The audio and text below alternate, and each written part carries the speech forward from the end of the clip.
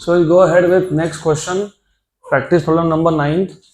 A steel wire having cross sectional area 1.2 mm square. थोड़ा सा unit देख लेना अच्छे से. mm स्क्वायर है, मिलीमीटर स्क्वायर है. इसको सेंटीमीटर, इसको मीटर स्क्वायर में कन्वर्ट करना पड़ेगा. Is stretched by a force of 120 Newton. So it is, the wire is stretched by a force of 120 Newton. If lateral strain, if you remember lateral strain, जब हम लोग एक wire को या rod को स्ट्रेच करते हैं तो उसका लेंथ बढ़ता है लेकिन उसका डायामीटर कम होता है. तो delta D by D, change in diameter upon original diameter को हम लोग बोलते हैं लैटरल स्ट्रेन. तो लैटरल स्ट्रेन की वैल्यू दी है 1.455 मिलीमीटर. हो ही नहीं सकता.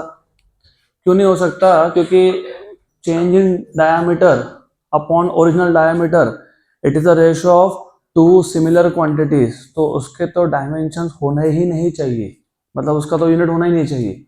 इसका मतलब यहाँ पे ये प्रिंटिंग मिस्टेक है. मे बी उनको ऐसा बोलना था, उनको ये बोलना था कि 1.455 इंटू 10⁻⁻3, तो उसको उन्होंने लिख दिया मिलीमीटर. तो हो सकता है. तो एक काम करते हैं, मिलीमीटर को यहाँ से हटाते हैं और मिलीमीटर की जगह पे हम लोग 10⁻³ लिख के कैलकुलेट करते हैं. देखेंगे आंसर जो आएगा आएगा. तो इंटू 10⁻³ ऐसा लिख दिया मैंने. तो रिमेंबर ऐसा है. Is produce in the wire. Calculate the Poisson's ratio. और आपको यंग्स मॉडुलस दिया हुआ है स्टील का 2 × 10⁻11 न्यूटन पर मीटर स्क्वायर. तो बहुत सिंपल सा क्वेश्चन है. हमको गिवन पैरामीटर्स में एरिया ऑफ क्रॉस सेक्शन दिया है. What is the area of cross section given to you?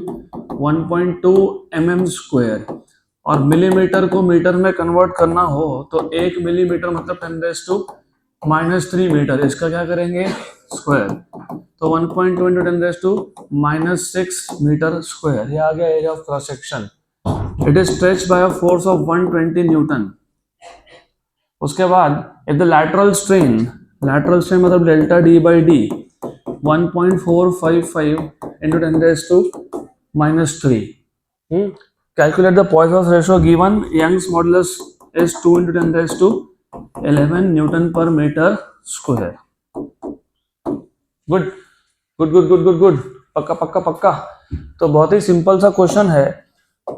आपको फाइंड करना है Poisson's ratio.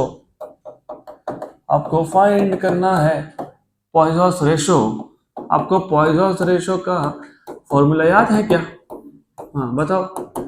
Lateral strain upon longitudinal strain. तो minus delta D by D upon delta L by L. पक्का. Good. अभी problem यहाँ पे ये है कि तुमको फाइंड करना है पॉइसन्स रेशियो. उसके लिए क्या चाहिए? डेल्टा डी बाई डी, वो तुमको दिया है. और क्या चाहिए? Delta L by L. ना तुमको डेल्टा एल पता है ना तुमको एल पता है. तो क्या करेंगे? लेकिन हमको यंग्स मॉडुलस दिया है, हमको फोर्स दिया है, हमारे पास एरिया ऑफ क्रॉस सेक्शन है. तो do you remember what is the formula of Young's modulus? F upon A delta L by L. L गया ऊपर. तो इसको ऊपर मत लिखो, इसको इधर ही लिखो. और डेल्टा एल बाय एल को यहां ले आओ. तो delta L by L equals to F upon A Y. Correct है. Delta L by L equal to F upon A Y. अभी एक काम करेंगे, ऐसा करेंगे, ये इक्वेशन नंबर 2 इस इक्वेशन नंबर 1 में सब्स्टिट्यूट करेंगे. So from 1 and 2 you have sigma equals to minus delta d by d upon delta L Y क्या आया तुम्हारा? F upon A Y. ये बन गया आपका final formula to find out sigma Poisson's ratio. अभी इसमें हमको सिर्फ सब्स्टिट्यूट करनी है वैल्यूज. ये ए वाई को ऊपर ले जाता हूँ, minus delta D by D. ये ए वाई गया ऊपर और ये आ गया आपका एफ. अभी ये जो minus delta D by D है इसकी वैल्यू कितनी है? 1.455 into 10⁻³ into 10⁻³ area of cross section 1. Okay तो ऐसा है, दिस इज इक्वल्स टू, ये कितना था 1.455 इंटू 10⁻³ और एरिया ऑफ क्रॉस सेक्शन हमारा आया 1.2 इंटू 10⁻⁻6। तो 1.2 इंटू 10⁻⁻6, उसके बाद यंग्स मॉडल्स की वैल्यू कितनी दी है 2 इंटू 10⁻11, 2 इंटू 10⁻11। यंग्स मॉडल्स में कभी भी पावर में माइनस नहीं होता है, इट इज प्लस। और फोर्स कितना था 120, कितना था 120 था ना फोर्स। तो लुक अभी ऐसा है, थोड़ा अच्छे से ध्यान दो, ये 1.2 है, व्हाट इज 1.2 10 का 12, व्हाट इज 1.2 100 का 120, तो ये आ गया 1 जा और 100 जा। अभी ऐसा है, कैसा है कि ये 10⁻11 है और नीचे 10⁻2 है, तो 10⁻9 कितना 9, 10⁻9 और ये 10⁻⁻6, 10⁻3 और ये -3 क्या हो गया कैंसल। तो बचा तुम्हारे पास सिर्फ 1.455 इंटू 2 बराबर। वेरी गुड, है ना, श्योर श्योर। तो कितना आएगा ये, अरे 1.455 का डबल, 1 का डबल 2, 455 का डबल कितना होता है 910। तो आंसर आना चाहिए -2.910 या फिर +2.910। क्या दिया आंसर 0.29, 0.29। तो इसका मतलब ये जो 10⁻³ है, ये इधर हमको 10⁻⁻4 करना पड़ेगा, क्योंकि ये ऊपर आता है ना डेल्टा डी, एक पावर ऊपर एक्स्ट्रा चाहिए।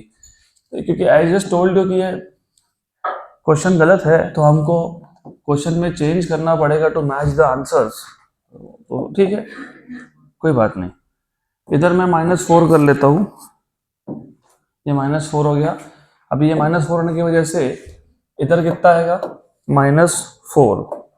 अब देखो ये 10⁻11 में से ये 2 गए, 9 में से कितने गए 6, तो कितना हुआ 3 में से 4 गए तो -1, कितना -1, तो 10⁻⁻1, तो यह आ जाएगा -0.291। अभी हुआ आंसर मैच, गुड।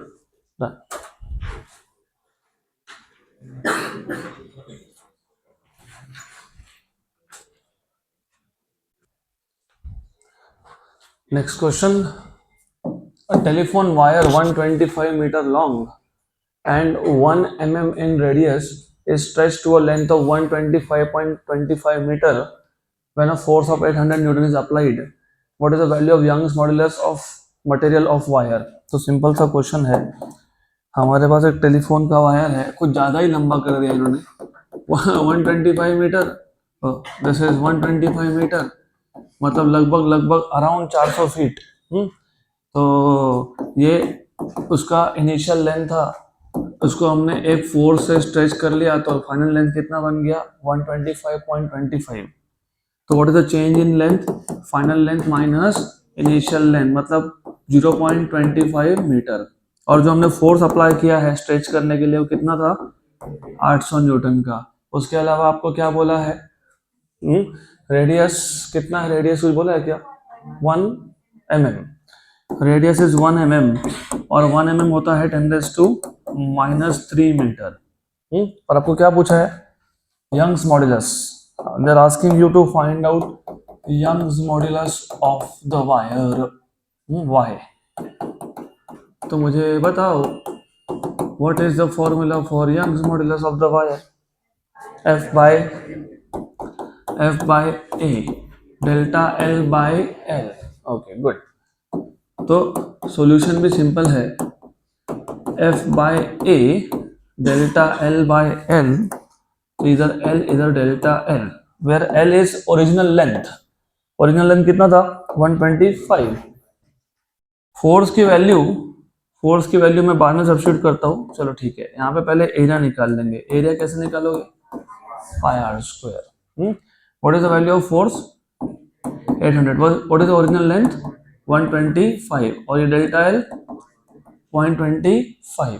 और पाई आर स्क्वायर रेडियस कितना है 10⁻⁻3, उसका स्क्वायर कितना 10⁻⁻6। ओके, पक्का पक्का, श्योर श्योर, सिंपल सिंपल। अब एक काम करो, ये जो 20.25 है ना, इसको 20 × 10⁻² लिखो। तो ये 10⁻² और 10⁻6 कितना हो गया -8, कितना हो गया -8, अभी याद रखना ये। और ये जो 10⁻8 है ऊपर जाएगा, कितना होगा +8, और ऊपर ये 800 के भी 2 जीरो है, तो 800 के 2 जीरो भी अलग कर लेते हैं। 8 × 125 × 10⁻10 अपॉन पाई × 25। 25 1 जा और 5 जा, 8 5 जा 40, 40 का जीरो उसको दे दो 11 अपॉन पाई। आपको पता है 1 अपॉन पाई होता है 0.318, कितना होता है 0.318। अब ये 318 इंटू 4, वो कैलकुलेशन चेक कर लेंगे बाद में वापस, डोंट वरी। वैसे तो ठीक ही है 800 125 पाई आर स्क्वायर, ये 0.25 का 10⁻² अलग करके इसको दे दिया +2, मतलब -6 और -2 -8 हो गया, ऊपर जाके प्लस हुआ, ये 2 जीरो भी उसको दे दिए, तो करेक्ट है। ये पाई है और ये 0.25 का 25 बच गया था नीचे, 1 और 5 ठीक है, 8 5 40 है, 40 का 4 अलग कर दिया और इसको दे दिया 10, ठीक है। 1 अपॉन पाई होता है 0.318। फिलहाल टेम्पररीली पॉइंट भूल जाओ, 318 × 4 कर लो। 318 × 4 कैसे करते हो, 300 × 4 1200, 18 × 4 72, तो 1272, और ये 1272 ये 3 के पास पॉइंट लगेगा ना, तो 1.272 × 10⁻11 न्यूटन पर मीटर स्क्वायर। देखो तो आंसर क्या है? ओके। अगला question, very difficult question. A rubber band originally 30 centimetre long, कितना centimetre long 30 centimetre long, originally 30 centimetre long, is stretched to a length of 32 centimetre, is stretched to a length of 32 centimetre, तो delta L कितना हो गया 2 centimetre, which is L2 minus L1, बराबर। आपको पता है क्या पूछा है, स्ट्रेन प्रोड्यूस, क्या पूछा है स्ट्रेन प्रोड्यूस, तो आपको पूछा है स्ट्रेन प्रोड्यूस्ड मतलब डेल्टा एल बाय एल, बराबर। ओके, तो अभी इसमें फॉर्मूला लिखना ही क्या है, इतना डिफिकल्ट क्वेश्चन कम से कम मैं तो नहीं पूछने वाला एग्जाम में। What is delta L 2 centimetre, what is L 30 centimetre, मतलब कितना 1/15, हो गया खत्म, आंसर हो गया। क्या दिया आंसर, इंटू 10⁻², हाँ ठीक है, क्योंकि 1/15 वही आता है ना, फिर 1/15, 1 डिवाइडेड बाय 15, 0.0666 मतलब 6.66 इंटू 10⁻²।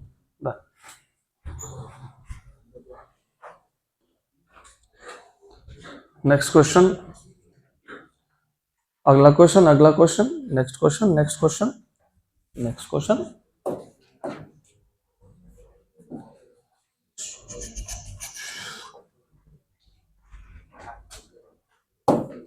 चलो next question, next question. What is the stress in a wire which is 50 centimetre long and 0.01 centimetre in cross section if the wire bears a load of 100 kg।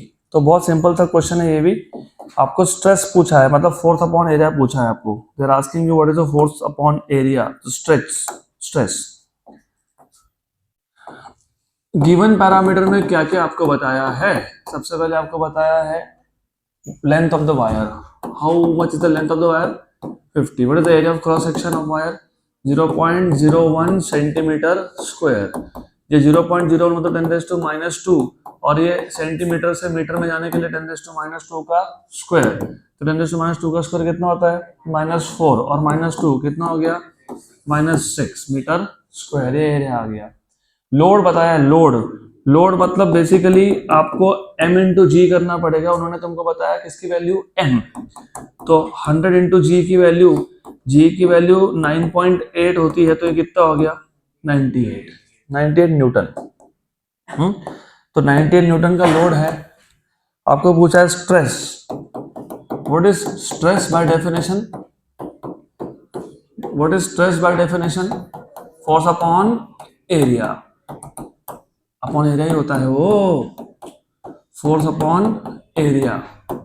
Okay, और ये जो यहाँ पे force है, force तुमने अभी की find किया ना, 98 अपॉन 98 है, 98 980 है, हाँ 980, okay okay, thank you, thanks for the correction. 980 upon area, कितना एरिया, एरिया 10⁻⁻6, ये ऊपर जाके +6, तो 98 इंटू 10⁻7, आंसर क्या है? 9.8 होगा तो 10⁻8 होगा। 9.8 10⁻8 न्यूटन पर मीटर स्क्वायर। डन।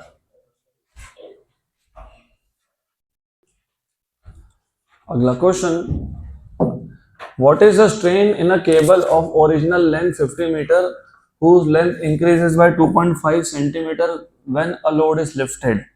बहुत सिंपल सा क्वेश्चन है। आपको गिवन पैरामीटर में बता दिया है original length 50 metre, change in length delta L 2.5 centimetre, centimetre को पहले मीटर में कन्वर्ट कर लो 10⁻⁻2, और आपको पूछा है what is the strain produced, you are being asked what is the strain produced.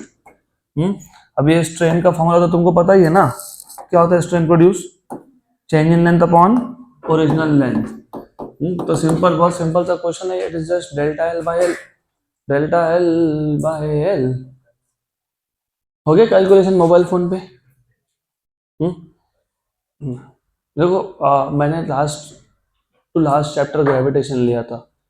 तुमको पता है कि जब ऑब्जेक्ट को ऐसे छोड़ते हैं तो ऑब्जेक्ट नीचे आता है बिकॉज ऑफ 2 रीजंस। एक तो ग्रेविटेशनल फोर्स नीचे है, number 2 every object tries to attain a state of minimum potential energy. तो मैं वो तुम्हारे हाथ का जो डिवाइस है उसको ऐसा खिड़की के बाहर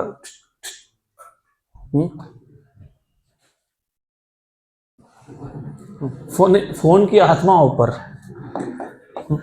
तो अरे आप सब इतने अच्छे स्टूडेंट्स हो, क्या तुम लोगों को थोड़ा 1 आवर भी तुमको पेशेंस नहीं है? मुझे पता है तुम बाकी क्लासेस में भी क्या करते हो, सब पता है, ऐसा ही पीछे बैठ के मोबाइल पे खेलते रहते हो कुछ तो कुछ।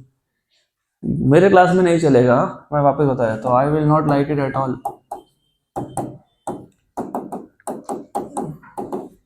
2.5 into 10⁻² divided by length, length कितना था, कितना है 50। अब एक काम करना, ये 2.5 है ना, 2.5 है ना, ये इसका पॉइंट हटाओ और इसको 10⁻³ कर लो, कितना कर लो -3,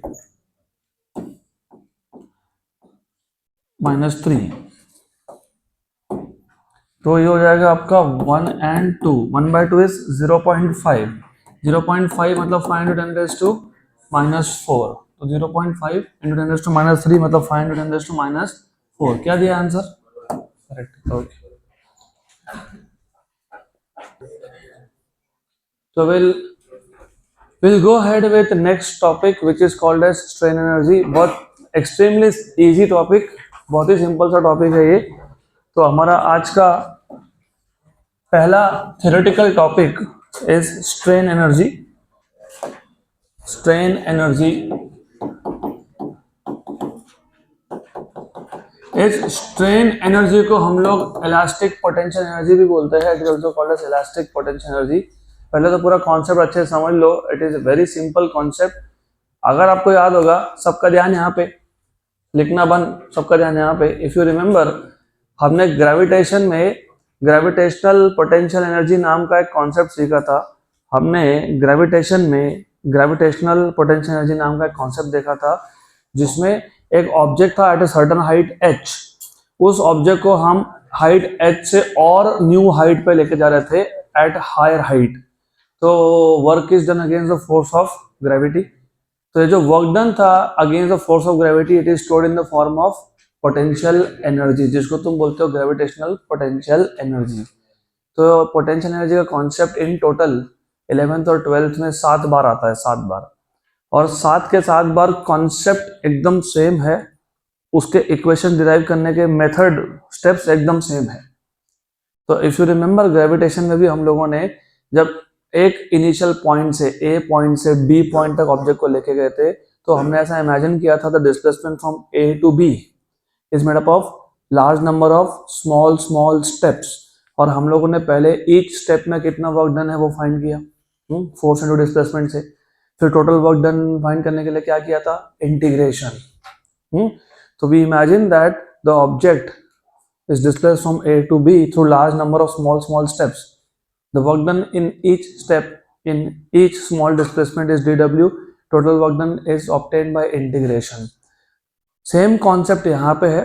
तो हमारे पास एक वायर है जिसको हमने एक रिजिड सपोर्ट से हैंग कर दिया। तो let us take a rigid support, this is a rigid support. मेरे पास एक वायर है जिसको मैंने यहाँ पे इस रिजिड सपोर्ट से सस्पेंड कर दिया, और इसके नीचे हमने लगा दिया लोड। लोड मतलब वेट, मतलब फोर्स, मतलब अप्लाइड फोर्स, मतलब डिफॉर्मिंग फोर्स। तो इसका जो इनिशियल लेंथ था, ओरिजिनल लेंथ था, उसको एल मान लेते हैं। और सबसे पहले एक जनरल मिसअंडरस्टैंडिंग को क्लियर कर लो। हम जैसे इसके ऊपर लोड लगाते हैं तो इमीडिएटली वायर का एलोंगेशन नहीं होता है, वो धीरे धीरे धीरे धीरे धीरे एलोंगेट होता है। मतलब इनिशियल लेंथ से फाइनल लेंथ तक आते आते the wire will take certain amount of time, क्योंकि ये जो लोड तुमने लगाया वो लोड भी एकदम से नहीं एक्ट होता। अगर सपोज फॉर एग्जांपल मेरे पास ये 10 kg का ब्लॉक है, तो 10 kg मास हो गया ब्लॉक का, what will be the force due to 10 kg, अभी देखा था mg। तो 10 इंटू जी 98। एक काम करो, g की वैल्यू को 10 मान लो, तो 10 इंटू 10 100, तो टोटल फोर्स कितना है 100। तो 100 न्यूटन का फोर्स एकदम से नहीं एक्ट होता है, थोड़ा टाइम लगता है। तो तुमने जब यहाँ पे जस्ट लोड लगाया है तो maybe there is zero force, then it increases 5 newton, 10 newton, 15 newton, 20 newton, ऐसा करते करते फाइनली कितना हो जाएगा 100 न्यूटन।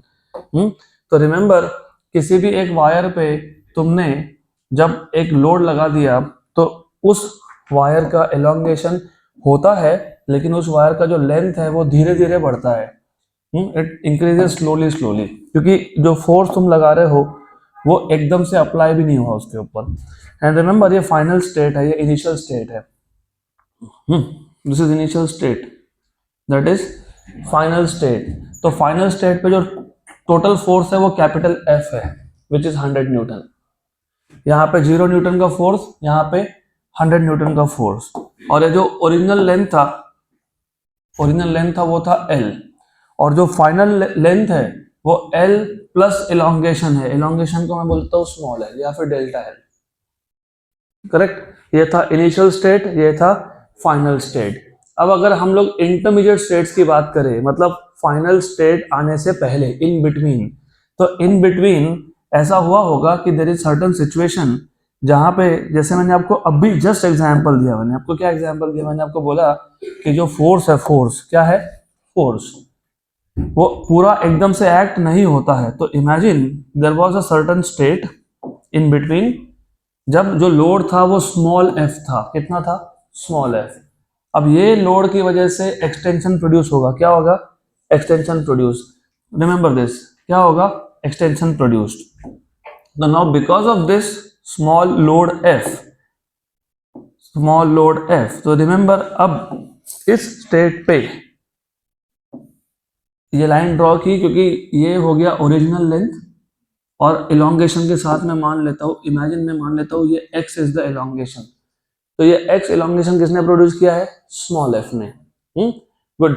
अभी स्मॉल f हो सकता है 10 न्यूटन हो सकता है 20 न्यूटन हो, 100 न्यूटन नहीं है, मतलब टोटल फोर्स अभी तक एक्ट नहीं हुआ, वायर पे फोर्स धीरे धीरे एक्ट हो रहा है।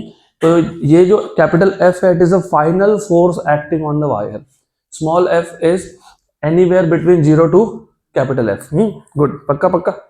तो एग्जाम्पल के तौर पर ले लो इसको, यहाँ पे 0 न्यूटन था, वहां पे 100 न्यूटन था, तो बीच में कुछ फोर्स रहा होगा 20 न्यूटन 25 न्यूटन का, व्हाटएवर इट इज। तो उसने कितना एलोंगेशन प्रोड्यूस किया, कितना किया, x। कितना किया, x, पक्का। अभी देखो, बुक टू बुक इस कॉन्सेप्ट को डिराइव करने का मेथड अलग अलग है। कोई आपको बोलेंगे कि जब फोर्स F एक्ट हो रहा था तब इलोंगेशन x था, वैसा भी चलता है, वो भी तुम मान सकते हो। तो यू कैन से जब फोर्स F था तब इलोंगेशन कितना है, x। अब हमको इस वायर को थोड़ा और स्ट्रेच करना है, मतलब अभी हमको इसको थोड़ा सा एक्स्ट्रा डिस्प्लेस करना है। एक्स्ट्रा डिस्प्लेस करना है मतलब इसका मेरे को इलोंगेशन थोड़ा सा और बढ़ाना है। थोड़ा सा और बढ़ाना है, कितने से बढ़ाना है, dx से बढ़ाना है। कितने से बढ़ाना है, dx। तो we want to increase the length by how much amount, dx। पक्का पक्का, श्योर श्योर। तो ये अभी डायग्राम को साइड में रखते हैं, पहले ये समझ लेते हैं कि ये जो वायर का इलोंगेशन हुआ है from zero elongation to full elongation, इस प्रोसेस में work is done on the wire. किसने वर्क किया, लोड ने। किस पे किया, वायर पे। किसने वर्क किया, लोड ने। किस पे किया, वायर पे। और work is energy which can neither be created. तो ये जो वर्क हुआ इन इलोंगेटिंग द वायर, वो किस में स्टोर हो गया, वायर में ही स्टोर हो गया। और इस एनर्जी को तुम बोलते हो स्ट्रेन एनर्जी। क्या बोलते हो, देखो आपको डेफिनेशन में पहले लिख के दिया है, क्या लिखा हुआ है, read it. The elastic potential energy gained by wire during its elongation is known as strain energy, है ना। elongation by a of course load. who will produce elongation, load। तो पहले इसको डिफाइन कर लेते हैं। कैसे डिफाइन करेंगे, how will you define this, जल्दी बताओ। the elastic potential energy, the elastic potential energy gained by the wire, gained by the wire during its elongation by a stretching force, मतलब by a load, by a stretching force is known as strain energy, is known as strain energy।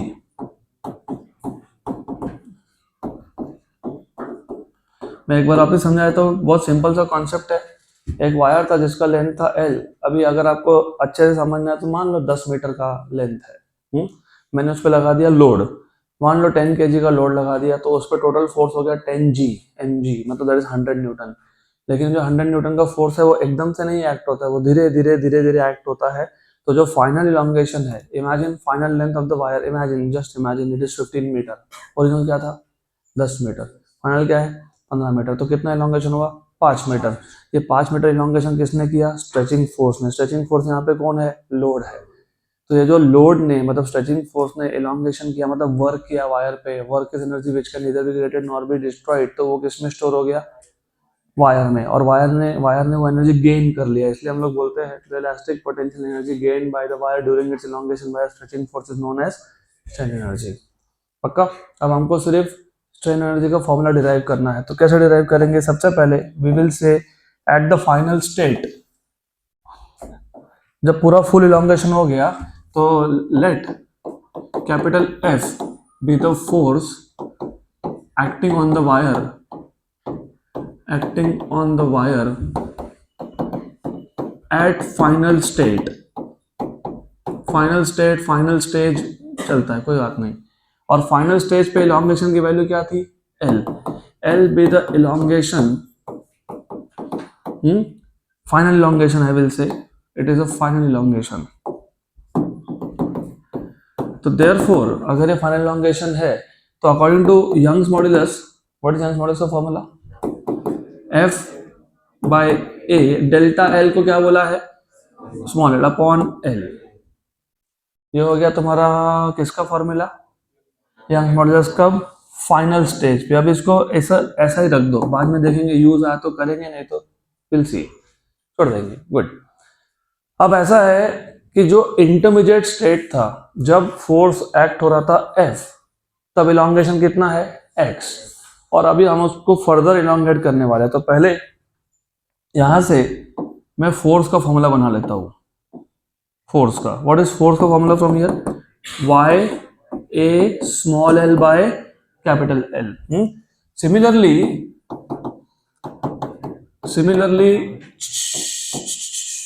during an intermediate state, during an intermediate state when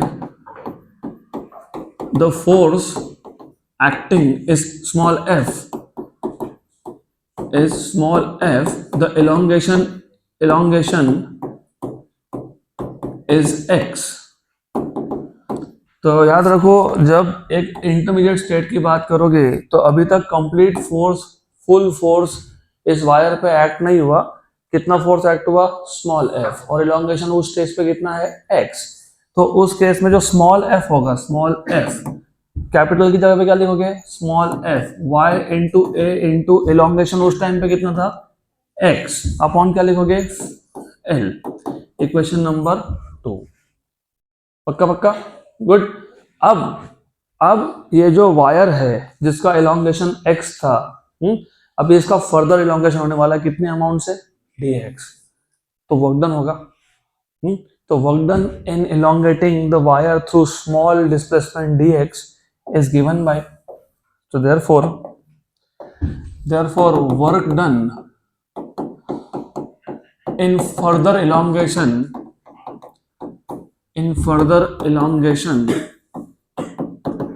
by dx is given by dw. Why dw? क्योंकि elongation की value क्या ले रहे हो? Small. तो work done में क्या होगा? स्मॉल. ग्रेविटेशन में भी तो यही किया था तुमने. स्मॉल डिस्प्लेसमेंट के लिए वर्क डन क्या लिखा था? Small dw. ये भी dw है. और what is work done? f into dx. तो dw equal to small f. भूलना मत, ये स्मॉल f इंटरमीडिएट स्टेज का फोर्स है. कितना है ये? YAX by L dx. तो टोटल इलॉन्गेशन निकालने के लिए क्या करते हो? Integration. So therefore total work done in elongating the wire या in changing the length of the wire, in elongating the wire from zero elongation to L is given by work done equal to integration zero elongation से कहाँ तक? L तक, final elongation तक. So this is equals to integration 0 to L. What is dw? YAX by L. Y तो constant है, A भी constant है, capital L भी कांस्टेंट है. तो इंटीग्रेशन क्या करेंगे? x dx. क्योंकि चेंज तो x ही हो रहा है ना. जब इलॉन्गेशन होगा तो इलॉन्गेशन मतलब x की वैल्यू चेंज होगी. What is integration x dx? भूल गए सब कुछ? x square by 2 0 to L.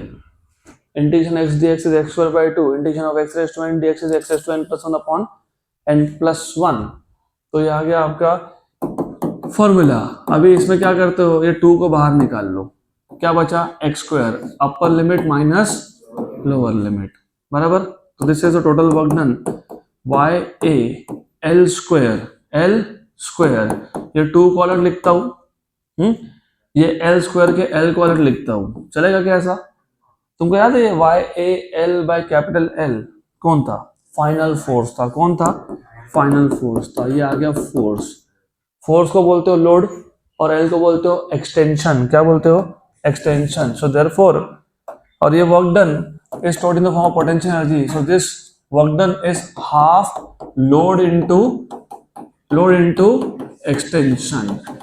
And this work is stored in the wire in the form of potential energy. और इस पोटेंशियल एनर्जी को नाम क्या दिया हमने? Strain energy. क्या नाम दिया? इसी को इलास्टिक एनर्जी भी बोलते हैं, इलास्टिक पोटेंशियल एनर्जी. पक्का श्योर? तो मैं फटाफट से रिपीट कर दूं. Very simple. तो ध्यान तो कुछ नहीं, 2-3 स्टेप का काम है. हमारे पास एक वायर था, उसका लेंथ कितना था? L. उस पे हमने जस्ट एक लोड लगा दिया. अब ये जो लोड है मतलब ये जो स्ट्रेचिंग फोर्स है धीरे धीरे बढ़ता है. तो जब ये फोर्स बढ़ रहा है तो लेंथ भी बढ़ रहा है और फाइनल स्टेज पे इलोंगेशन कितना आ गया, स्मॉल एल, क्या आ गया, स्मॉल एल, तब कंप्लीट फोर्स एक्ट हो रहा है वायर के ऊपर, कंप्लीट फोर्स। तो according to Young's modulus you have, Young's modulus के हिसाब से F L upon A L. तो यहाँ से तुमको फोर्स मिल गया Y A small l upon capital L, this is the final force. मतलब जब कंप्लीट इलोंगेशन हो गया तब इतना फोर्स एक्ट हुआ। लेकिन ये जो जीरो इलोंगेशन से फाइनल इलोंगेशन तक जो प्रोसेस हो रहा था, उसमें अगर मैं इन बिटवीन किसी एक स्टेज की बात कर लूं, उसमें कितना फोर्स एक्ट हो रहा था, एफ। तो जब फोर्स स्मॉल एफ एक्ट हो रहा था तो इलोंगेशन कितना था, एक्स। अब ये small f force further elongation produce करेगा, कितना करेगा, डी एक्स, राइट। तो remember what is the formula for intermediate force f, Y A x by L, okay. So what is the work done by this force in producing the further elongation dx? It is F into dx. F है y a x by L into dx. लेकिन this is the work done by small force F in elongating the wire by dx. हमको find करना है what is the total work done in from zero elongation to final elongation. तो क्या करोगे, integration. मतलब तुम कर क्या रहे हो, तुम ऐसा इमेजिन कर रहे हो पहले dx से इंक्रीज हुआ लेंथ, वर्क डन हुआ, फिर dx से इंक्रीज हुआ लेंथ, वर्क डन हुआ, फिर dx से इंक्रीज हुआ लेंथ और वर्क डन हुआ। इन सारे वर्क डन को क्या करते हैं, ऐड, और एडिशन को क्या बोलते हैं, इंटीग्रेशन। तो हमने टोटल वर्क डन निकालने के लिए जीरो इलोंगेशन से कंप्लीट इलोंगेशन तक इंटीग्रेट कर लिया, and finally you have the formula half YL by capital L into small l. But this is the final force and this is the final extension. So what is strain energy का formula, half load into extension. जो तो ये this is stored in the form of potential energy. This work is stored in the form of potential energy. अब ये work done मतलब ये potential energy किस में स्टोर हुआ है, पूरे के पूरे वायर में, पूरे के पूरे वायर में। अगर मुझे ये फाइंड करना है what is the energy per unit volume, मतलब इस वायर के यूनिट वॉल्यूम में कितना एनर्जी है, तो strain energy per unit volume निकालने के लिए therefore strain energy per unit volume find करना है, इसको स्मॉल यू बोलते हैं। और अभी याद रखना फिर पूरे फिजिक्स में जब भी एनर्जी अपॉन वॉल्यूम होगा, मतलब एनर्जी पर यूनिट वॉल्यूम होगा, तो उसको स्मॉल यू ही बोलने वाले हैं। और कैपिटल यू होता है total energy, total energy capital U, और total energy upon total volume is small U, energy per unit volume. पक्का पक्का, गुड। तो U equals to what is capital U, load into extension. What is the volume of wire, volume of wire, wire का shape cylinder जैसा होता है क्या, cylinder का volume क्या होता है, पाई आर स्क्वायर, मतलब area into length, area into length, तो एरिया इनटू लेंथ। पक्का पक्का, good good, sure sure. Do you remember what is force upon area, stress. You know what is change in length upon original length, strain.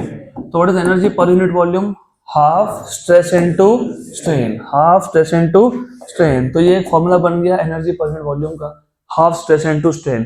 अब यही formula को हम लोग दूसरे तीसरे फॉर्म में भी लिख सकते हैं, but we know that, do you know Young's modulus क्या होता है, stress upon strain, stress upon strain.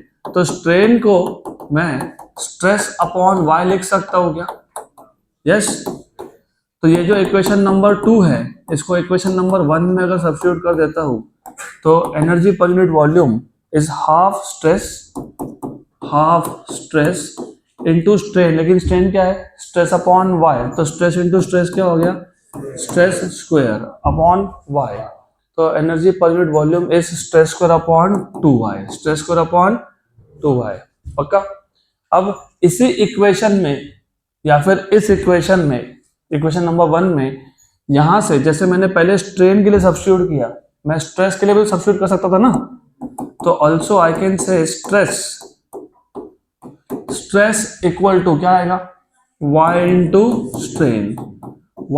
Strain, इसको बोल देता हूँ इक्वेशन नंबर 4, इसको सब्स्टिट्यूट कर देता हूँ 1 में। So therefore from equation number 1 and 4, from equation number 1 and 4 you have u equals to half, stress के यहाँ पे क्या लिखोगे, strain into y, strain into y, strain into y, और एक स्ट्रेन था तो स्ट्रेन स्क्वायर, बराबर, पक्का। तो ये बन गया आपका और एक फॉर्मूला। इक्वेशन नंबर 5 चेक कर लो। एक आएगा हाफ स्ट्रेस इंटू स्ट्रेन है, और एक आएगा स्ट्रेस स्क्वायर अपॉन 2y है क्या। एक होगा y/2 इंटू स्ट्रेन स्क्वायर है क्या। पक्का पक्का, श्योर श्योर, 100%। सो ये तीनों इक्वेशंस आपके पास इक्वेशन नंबर 1, 3 और 5 आपको देते हैं एनर्जी पर यूनिट वॉल्यूम। पक्का पक्का, good. So that's it for today.